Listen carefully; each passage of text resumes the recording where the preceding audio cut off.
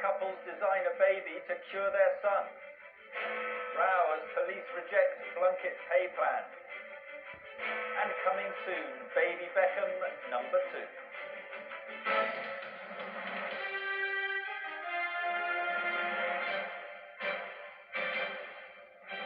The ITV Weekend News with Mark Austin.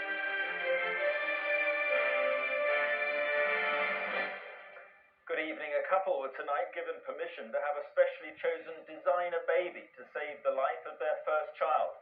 He has an inherited blood disorder, and the new baby, selected as an embryo in a laboratory, would provide a transplant. It's the first time the Human Fertilization and Embryology Authority has given such consent. Sue Saville reports. Today's decision means that 4-year-old Zain Hashmi will have his best chance of a cure for what's otherwise likely to be a fatal blood disorder. Speaking before the ruling, his parents denied that by selecting an embryo suitable for a bone marrow match, they're playing with nature. All we're asking is for a helping hand by the scientists. This baby is going to be given to us by nature, but all the scientists are doing is making sure we get the one we want. The Human Fertilization and Embryology Authority tonight outlined their verdict. We have today made a decision to allow a couple who wish to have another child, but who are at risk of passing on a very serious genetic disease, to use pre-implantation genetic diagnosis to select an embryo which will be free from this disease. Embryo selection has already been used in the United States to save the life of Molly Nash, but some medical experts here have serious ethical worries. The major concern is that this is making this child, as yet uncreated child, a form of commodity, a commodity that's a sort of medical aid for the older sibling. Fertility specialists, however, broadly welcomed the news. I don't think it's going to start a rush of rather superficial cases coming through. I don't think that there are hordes of people out there waiting for what are often called designer babies. I think it will continue to be taken very seriously. The fact that the committee meeting here gave this couple the go-ahead will not open the floodgates to designer babies. The position remains that while pre-implantation genetic diagnosis is not illegal in Britain, each case must be argued on its own merits.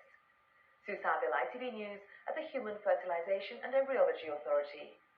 And the Hashmi family will be speaking exclusively on the Tonight programme on ITV1 on Monday.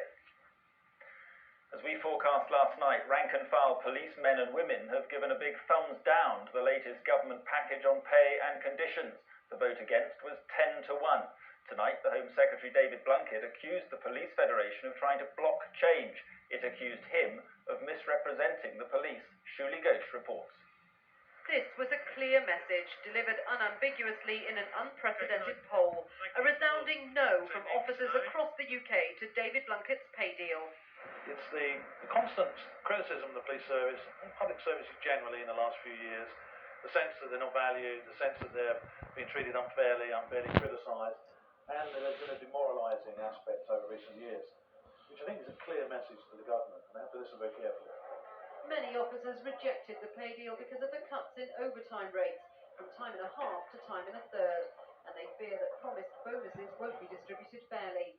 But the government says the pay offer will benefit most officers. It includes a one-off £400 pay increase across the board. The most experienced officers could expect an extra £1,000, and those with more demanding jobs could get special payments of £500 to £5,000 a year. Ministers are determined to push ahead. The procedures are very clear. We go into a conciliation and arbitration process, and we will continue to argue the case for reform, and we will continue to work to make sure that police officers know that our intention is to pay them better for the job they do. The arbitration process will begin next week. The Police Federation has warned it could take action if no agreement is reached, but in the end, the Home Secretary could simply impose his pay deal on officers despite their opposition. Shuli Ghosh, ITV News, Westminster. America reacted with grief and cold fury today to the murder of Daniel Pearl, the journalist taken hostage by Islamic extremists in Pakistan a month ago. His captors videoed him as they cut his throat. President Bush called it barbaric. Mr. Pearl's pregnant widow said tonight his killers didn't take his spirit. From America, Robert Moore reports. It is no longer a search for a kidnapped American reporter, but an attempt to locate his corpse and find those responsible for the brutal murder of Daniel Pearl. Although Karachi is home to considerable anti-American sentiment, the fact the killers made a gruesome video of Pearl having his throat cut has shocked many in Pakistan. Pearl was seized by Islamic militants a month ago while researching a story on the suspected British terrorist Richard Reed, the so-called shoe bomber who tried to blow up an American airliner. Last night, the videotape of Pearl's murder was delivered to the US consulate in Karachi. President Bush was informed while on a state visit to China. Those who would engage in criminal, barbaric acts need to know that these crimes only hurt their cause. One of those alleged to be behind the kidnapping was the British-born militant Omar Sheikh, who is already in custody facing charges. Others too have been rounded up, but mystery surrounds the identity of those ultimately responsible. The CIA, as well as FBI investigators, are still trying to unravel that mystery of who ordered the kidnapping of Danny Pearl. A key focus now is whether the Al-Qaeda organization and even Osama bin Laden himself may be linked to the brutal murder. Robert Moore, ITV News, Washington. Here, much of the country is taking another battering from the weather tonight. Ferociously strong winds have brought power lines down and blown lorries over. And with the high winds have come driving rain and flooding in some areas and snow. Terry Lloyd has more. Roaring winds throughout the north with blizzards and brought disruption and chaos to rail and road networks. The West Coast rail line could be closed until Sunday because of fallen trees. Earlier, 160 passengers were stranded for 4.5 hours aboard a Virgin West Coast train after a tree blocked the line in Dumfries and Galloway.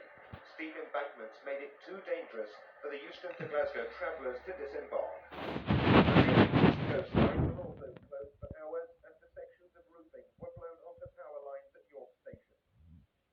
The driver of this articulated lorry had a lucky escape when it was toppled over and blown into crash barriers on the edge of the Portsmouth Road in Scotland. These close-circuit video pictures show how close the vehicle came to the disaster. On the M62 South Pennine motorway, 2 other lorries were blown over and drivers battered into their vehicles upright. Weather forecasters say that will fall in the 50s and weather had arrived.